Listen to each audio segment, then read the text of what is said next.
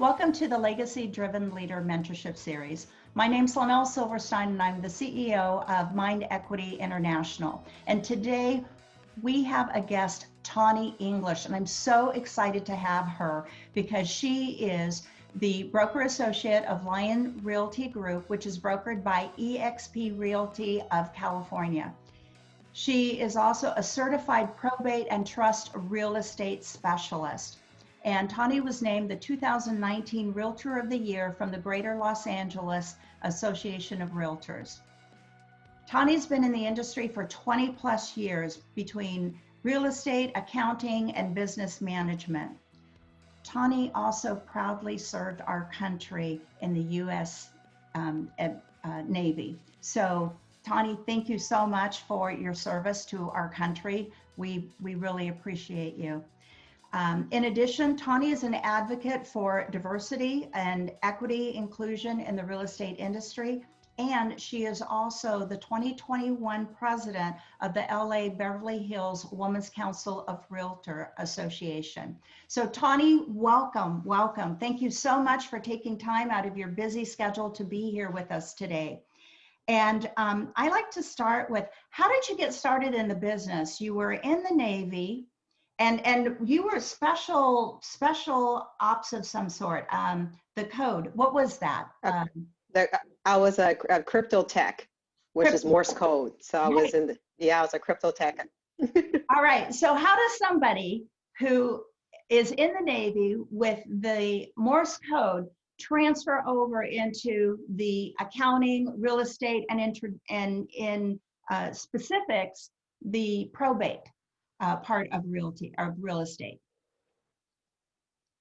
Well, first off, thank you for having me, Lynelle. This is an honor to be here. So thank you so much for that. Yeah. But yeah, once when I was a reservist in the military, in the Navy, my full-time job became running an accounting firm. So I ran an accounting firm for a few years. And how I got really started in the real estate industry is that we would tell our clients that to buy or invest in real estate, for their in order to help them create wealth, in order to help them fund their pension plans and things like that. So I realized I was leaving money on the table, especially since I was working with their lenders and their realtors and pretty much telling them what to do and stuff. I'm like, well, I might as well get a real estate license. So I did that. But what I did was I came in as a mortgage lender first, because as an accountant, that was an easy transition for me. You're not out being a real estate salesperson at that point. I'm still dealing with paperwork, the client's finances and taxes as a lender. So I started out as that. And then when the market crashed, I started getting all these short sale referrals. And again, with short sales, you're dealing with the client's financials and tax returns. So, and that was just mainly, and you're still dealing with the lenders, because it's all about making the numbers work for the lenders in order to approve the short sales. And so, which as an accountant, that was a niche that I truly enjoyed. And I went back to mortgage lending since.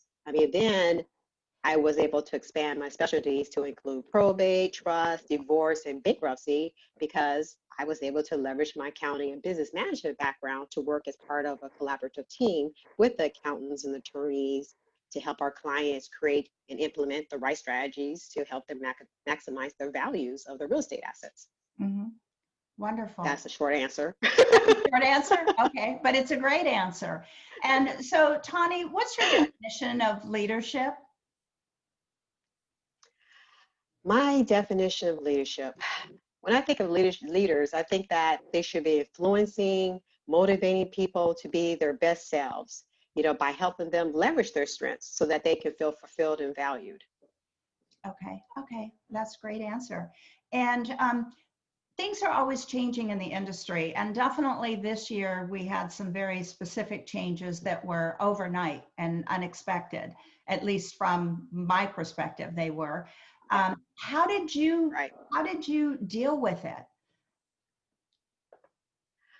And one of the things, I guess, being in the military, it had taught me discipline, discipline, and you have to change really quickly. So, I learned how to find solutions and solve problems really quickly. And what I would do is a SWOT analysis that helped me discover what factors I had to do a SWOT analysis to figure out, okay, how am I going to operate in this new environment we're in with COVID, right? Right. And so when I did the analysis, I immediately jumped into the Zoom wagon, and created a Women of Influence Zoom series with my By the Numbers Lioness partner, Janine Gershon.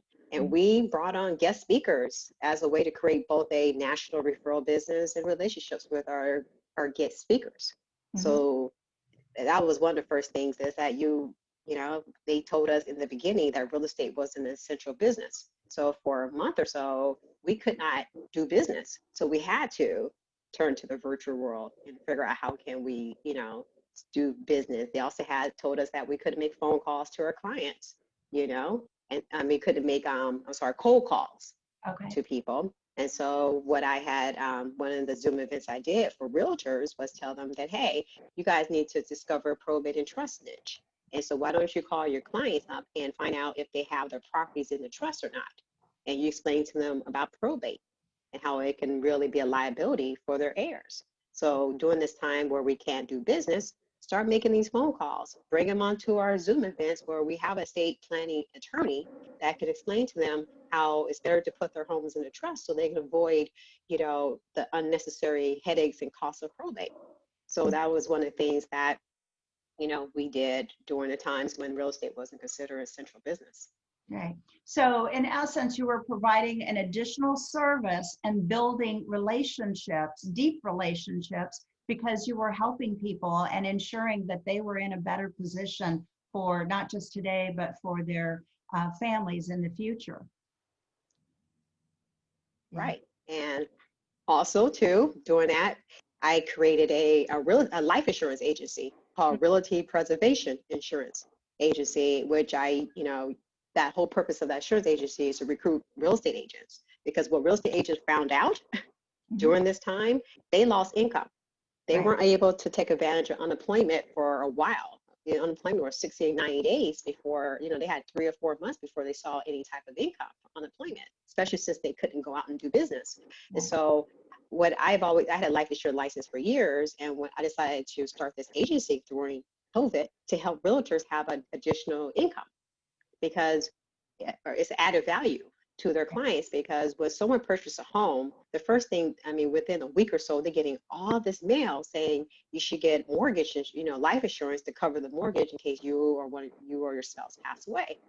So again, I don't like leaving money on the table. Yeah. And so now I offer this for realtors so they can have residual income. And again, now they can go back to their same database, especially with COVID, because, that's pretty much, death pretty much is on people's minds too, is Right. they can go back to that same database and say, do you have life insurance coverage? Do you have coverage to protect your family if something happens to you or your spouse? And so I said, I was like, this way agents can now create more financial security with residual income, but by providing their clients' families with the financial security that life insurance, provides. Right. Right. That's awesome. That's awesome. So you were able to shift gears and not be paralyzed or a deer in the headlights. And not only for yourself, acting in true leadership form that you are, you went out and helped your peers and clients. Yeah. So Yes, ma'am. that's great. That's great. So what kind of a legacy do you want to leave, Taunee? What kind of legacy would I want to leave? Um, well, I think one of the legacies I want to leave is, okay, lions. I like lions. The reason why I like lions is because, it's about women being like a pride, that we come together and we hunt together. And so, and I like to be surrounded with other lionesses that we all on the same mission, Mhm. to have our client, in the words of Ruth Bader Ginsburg Mhm. and little Maya Angelou, the legacy I would like to be remembered by is how I help make people feel that yes, they can do it and give them the tools to do it. And, someone who used whatever talent I had to do the work, to the very best of my ability to help repair the tears in my society, to make things a little bit better than through the use of whatever ability I have.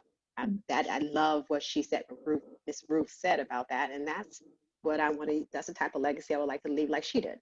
Okay. And Okay. also, what Maya Angelou says, that people remember not what you do, but how you make them feel. Mhm. So combining those two great ladies' words, that's pretty much what kind of legacy I would like to, leave. Well, I think that you are definitely on the path to leaving that. So how have you evolved over the time since you started until now? What's different? Well, what's different is I used to be a one-woman show, trying to do everything myself, and now I learned to partner with others like Janine Gershon with our By the Numbers Lionesses Women's Influence. I learned to delegate. I learned to enlist others to help me, like my LA Beverly Hills Women Council Realtor Leadership Team. And with me learning that, that has allowed me to have multiple businesses at the same time. Hmm. Wonderful. And if there was someone who's been in the business for quite a while and they're not having the success that they would really like to have, what advice would you give them? The advice I would give them is to find out what they really want out of real estate and to concentrate on what they can do rather than what they can't do in order to be successful in real estate. And the way for them to discover that is, what's their why? And how much is that why going to cost them? And then break down how many deals in order to pay for that why. And of course, my favorite thing to do, a SWOT analysis, so that they're able to identify what they're strong at, where they're weak at, and who they need to partner up with, hire or delegate accordingly. And this will also help them discover what is their unique selling proposition is, therefore they be able to create their brand, identify specific niches, markets, and clients they're most suited to successfully serve. As one of my favorite role models says, Richard Branson, he says that engage your target audience, showcase your unique selling point, keep your eye on the cash flow, look after your team so they can look after your customers. There you go. Very good. Very good advice. And what about stress? There's a lot of stress. I think you've had the advantage of being in the military, so you were taught things that maybe the general public never is formally taught. So how do you deal with stress for yourself? Well, one thing I learned is to say yes to myself by saying no to things that may be good for me to do, but may not be good for me to do. Right. So I learned that was like one of the major lessons to learn is just try not to be overwhelmed by saying yes, yes, yes, yes, yes to Mm-hmm. things. So that was one thing. Another thing is I try not to work on Saturdays. I decided to treat Saturdays as my Sabbath day. Okay. I try to just shut down even for family, that things like that. I need one day just to myself. So I try to make that on Saturdays as much as possible as my Sabbath, where I can just disconnect from work and people Yeah. So and just decompress. and I think that's really good advice. A lot of people think that they just need to work longer and work harder and work longer and work harder. But what science says is that you lose like cognitive ability and you're not actually moving forward. You're just draining yourself and making yourself sick. So by your saying Saturday is my day, and taking care of yourself to alleviate stress, that's really good recommendation for everyone. So one step further, and you can say no thank you, but what do you do on Saturdays? What are the specific things that you do that allow you to de-stress during your day that you've declared as yours? Okay, sometimes I would go rollerblading at the beach where I Okay. would crash because sometimes I really forget how to stop. I would do Okay. that. I've done that. I rolled right into the sand, saying, "Okay, that's how I'm stopping today." Yeah. Um, I love the beach. I'm a water person, so the beach is the most relaxing thing for me. So if I'm not skating, I will bike, I will walk along the beach, or I take a drive with my top down along PCH. I would go from here to, to sometimes all the way to San Diego, Santa Monica, San Diego, or go up to Ventura. So Right. that's very peaceful for me. And then of course, reading books, doing, and then, catching up on social media, Facebook and stuff like Yeah. that. Yeah. I would do the course. I would do that, and just other guilty pleasures. Or for me, I love Shark Tank, so I would catch up watching my Shark Tank and the Okay. profit and stuff like that. Okay. Okay. Wonderful. Great. And And then, so, and also too, I take, quick before COVID, I used to take these 3 or 4 day cruises out of Long Beach okay. because you would leave on Friday and come back on Monday. So I used to do that quite a bit too, to be right on the water again. So I would take those quick little cruises, and that's when you definitely don't have your phone working or anything like that, and just sit on and just take those. Yeah. Where did you go on a cruise? Just give me a couple places that you cruised to.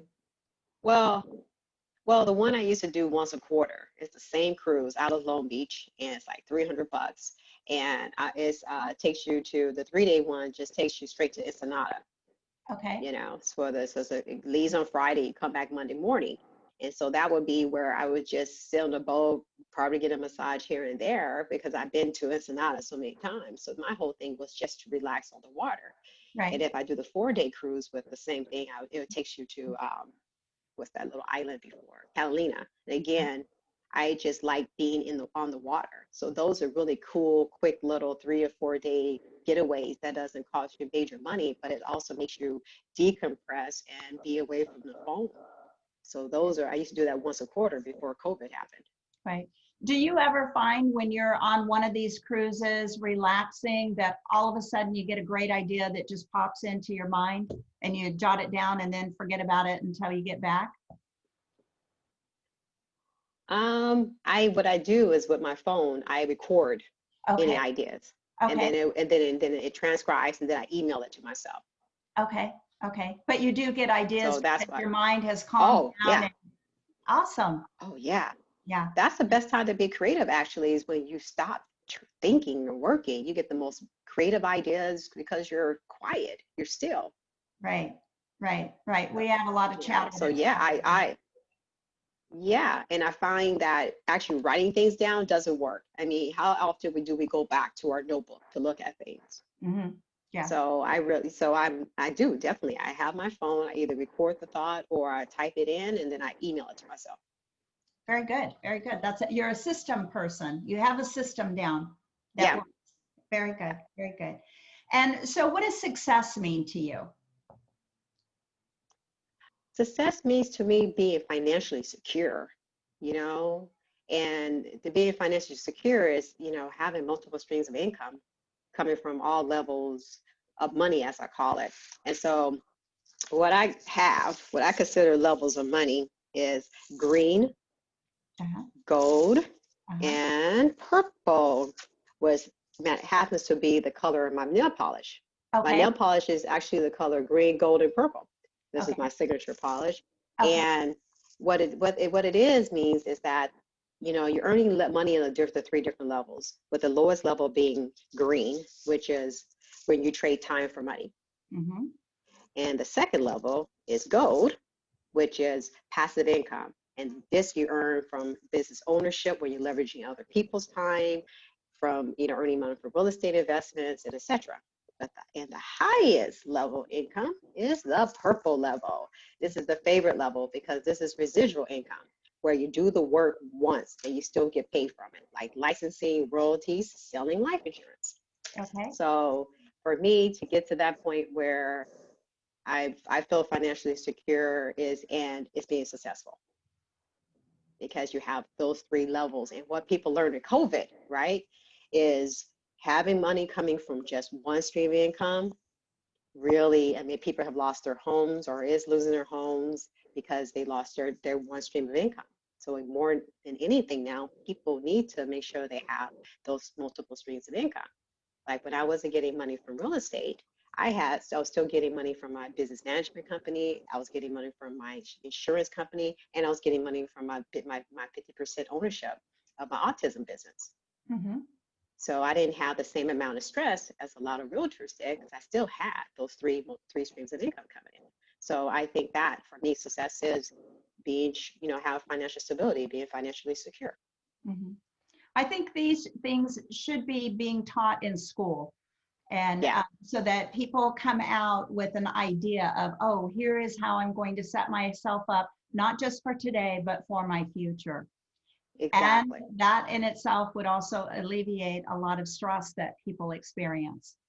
Yeah, Yeah. yeah, Yeah. Financial stress is like one of the top ones out there. yeah. It destroys relationships. Okay. So, how do you balance your personal and professional life? I know you take Saturdays off, but I've spoken to some people that their lives just kind of blend together, and they're very successful that way, and it works for them. And other people keep it completely separate. They have a process and a system to keep them separate. What about you? How do you deal with that? I don't really have a balance, you know. I am in building mode right now, so what I tend to do is I communicate a lot with my family and friends. I try to attend as much of their, celebrations as possible, the special days and holidays. But I don't have that balance, and I understand balance sheets and everything, but yeah, Yeah, yeah. I don't Well, have that and right the now. I don't term, have that right now. yeah, and the term balance gets used a lot. And for me, the literal translation of balance would be like this, not moving Right. anywhere. But another term is harmony, where you create harmony Okay. in your life. Sometimes you're really focused on business, and then other times you're spending more time with family, depending on what's going on in life. But yet it's like a symphony, where you have the flutes or you have the horns, whatever section is going. I don't know if the symphony has horns, I but like yeah, I like that. I yeah, like that because yeah, because we, people. I always feel I used to feel the pressure of, oh, I should have more family time, not be such a workaholic. But then I just gave up and say, hey, I'm in building mode, and the balance is as long as I try to, be there for their special days and celebrations and communicate. That's what I have right now. yeah, So thank you for that. That takes off the pressure that balance has to be 50-50. It could be right, in here. right. And it's always changing, at some point when you're in a Yeah. building mode. I mean, even a business has that building mode. There's different periods, different time frames in that business. One, you're putting a lot of effort in, and then the other, it's kind of in a position where it's running itself. And then you put some more effort in, and you just kind of, but it's not as much as you had to at the beginning. So it keeps it flowing. I Yes, think they ma'am. call that I agree. momentum. You build momentum. Yes. There we go. There we have it. There you go. All right. Yep. Connie, is I there, like that answer. oh, good, good. Is there anything that you would like to share that I haven't specifically asked you today? um, that you haven't asked me today. Uh, okay. I think, hmm. Well, I like the one question people ask a lot, which is, what would you go back and tell your younger self if Yes. you could? Yes. And so the advice I would give my younger self is to focus on what I want to do and not what I don't want to do. I had spent so much time in my early real estate career, and I would have been more successful further along now if I didn't concentrate on all the stuff I didn't want to do. Because I was fighting all the formulas of success, real estate success that the coaches and everybody tells you, like the Mhm. cold calling, the door knocking. And I was like, I don't want to do that. I don't want to do that. But I spent so much time focusing so much on what I didn't want to do instead of, focusing on what is my strengths, what can I do? And I Mhm. think that's what I would go back and say is like, hey, hey, just what you're good at, do that. You don't have to build your real estate business the same way everybody else is doing it. You know, just do the way who you are, and remember to say yes to yourself and no to others. Because I kept also saying yes to a lot of things that kept taking me off course. So those are the two pretty much advices. Say yes to myself, no to things that it does not that takes me off course, and focus on what I want to do and not what I don't want to do. Mhm. Yes, absolutely, absolutely. Like what your vision is, stay on the course. And the things that are yes are the ones that get you closer to that vision, and the things that are no that are the ones that take you off course. Okay, so one last question here, and it may be actually two questions evolved here. What did you learn, if anything, through the COVID? And it's a stacked question. So what did you learn going through COVID, which we're still in right now, but initially when the shock or the shift happened, and then when things open up again, what will you keep that you learned, and what are you anxious to get back to that you didn't, that you can't do right now? So that's a loaded three questions. Okay. And but then that's Okay. my Okay. last one. Okay. Understand. Let's see what I learned taking the first part, I guess. I learned Zoom. Okay. That's for sure. And and what I learned about Zoom, which I think I think we all most of us keep Zoom, is that it made you more efficient. Mm-hmm. You know, because before you have meetings, you have to get dressed and just to go to a 1 or 2 hour meeting, and the time to commute and park and all that, you weren't as efficient with your workday.